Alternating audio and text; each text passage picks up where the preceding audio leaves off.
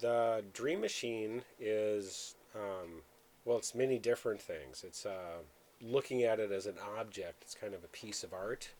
It's a duct tape, paper clip approach to spiritual enlightenment. It's a remnant of the 20th century.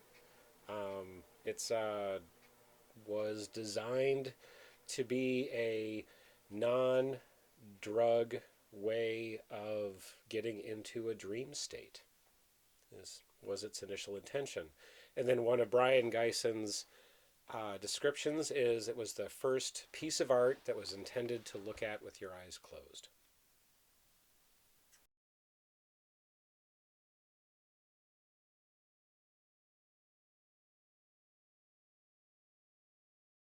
The DreaMachine comes from the imagination of Brion Gysin and the mathematic genius of Ian Somerville. William Burroughs was one of my really early, and still is, major influences. The name Brion Gysin kept coming up. There were bands like Throbbing Gristle, like Laurie Anderson, like Cabaret Voltaire, who cited Brion Gysin as an influence. So I was like, who is this guy? Why does his name keep coming up? Brion Gysin was a visual artist. He was also into calligraphy. He worked for the Canadian Army during World War II as a code breaker. He was a spy. He was a master of languages. He was a master of the hidden.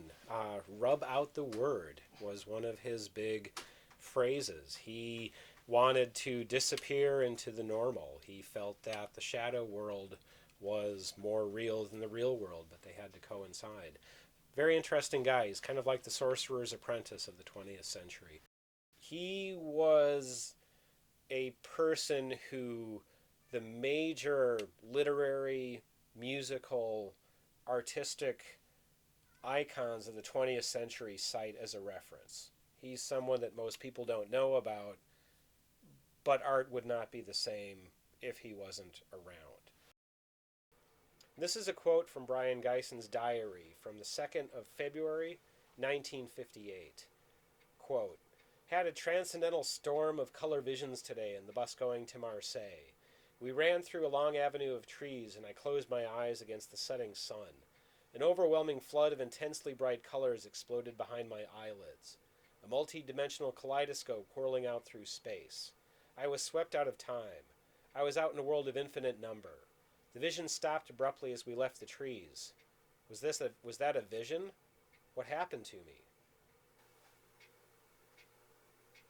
He related it to his longtime lover, compatriot, collaborative genius Ian Somerville, who was a mathematician and an early computer programmer, wizard. Again, one of those forgotten people of the mid-20th century.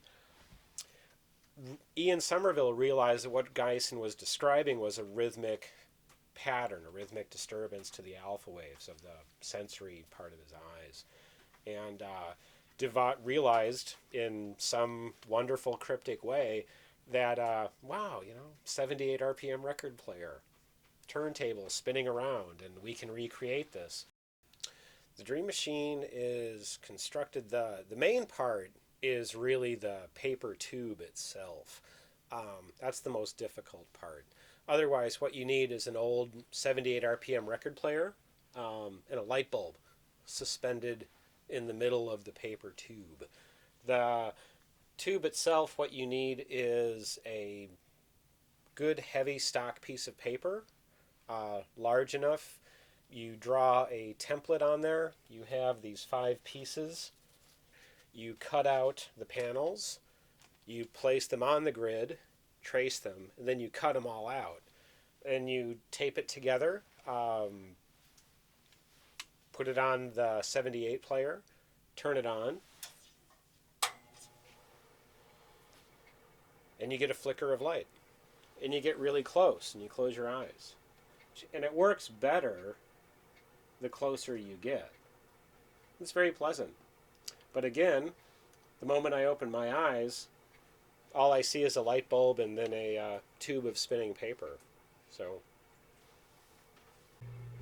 can't tell you what other people see, but when I first read about it, they talk about like mild hallucinations and colors and patterns.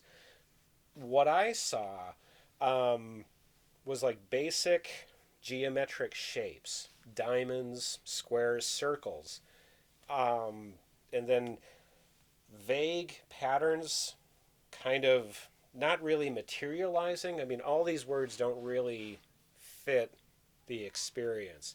But what's happening is that your vision's going between light and dark. It's a flicker, it's a shadow. So you kind of, what I see are like patterns kind of coming out like this and like this simultaneously, but they don't just appear in one place because actually what's happening is it's burning on your retina. So it actually kind of appears in the back of your brain, appears in the front of your brain, kind of on the side of your brain. The DreaMachine, I think, is used for several different things.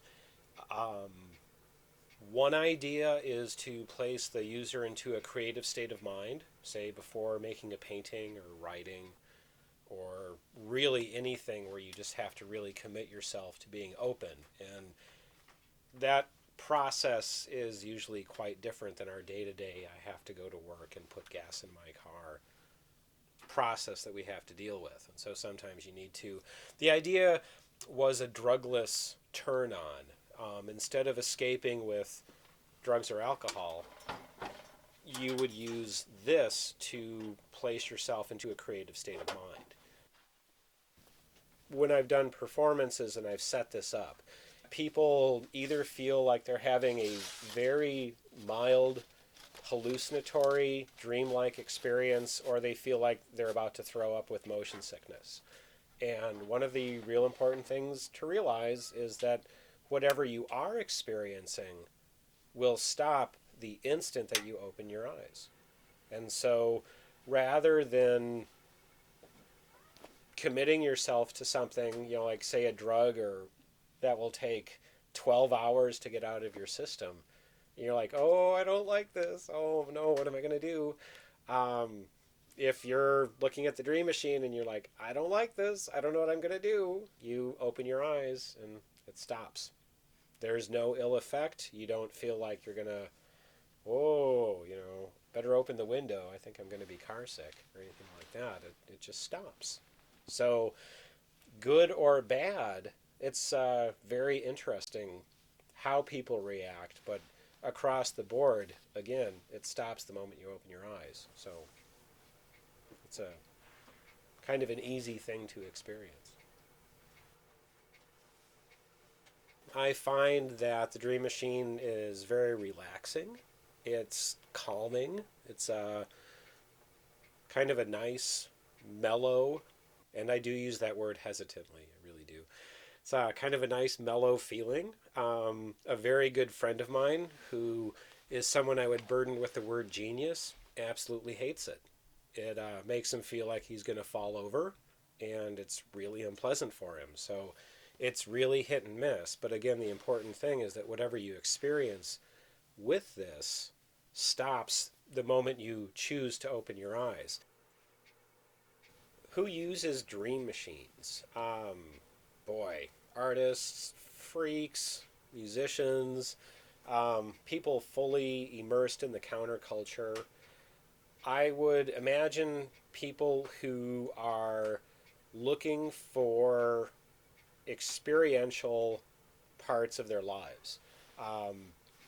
The only way that you would really have any kind of awareness of a dream machine is if you were immersed in the counterculture, if you knew who William Burroughs was or Kurt Cobain supposedly, you know, blasted his head off after looking at this thing for 12 hours, which I don't believe. There was one spinning in his apartment or his garage condo thing or whatever it was. So he was using it, but I doubt that it drove him to do that. He was a pretty sad, unhappy person to begin with. So I think it's people who are searching for external ways of expanding their consciousness, really.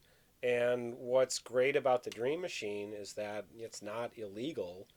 Um, you're not going to feel like hell in the morning after looking at it, like you will with some of the substances that will take people on, these types of adventures. But the curious, the artistic, I think the trendy, it's like, oh yes, we were hanging out with Burroughs and looking at the Dream Machine, and it's like, give me a break. Um, Curious, I think it's the curious who will use the Dream Machine.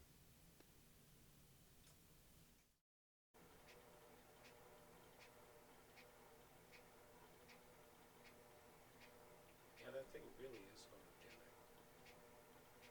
That was a comment I've heard too, is that people say that it's like it's a lot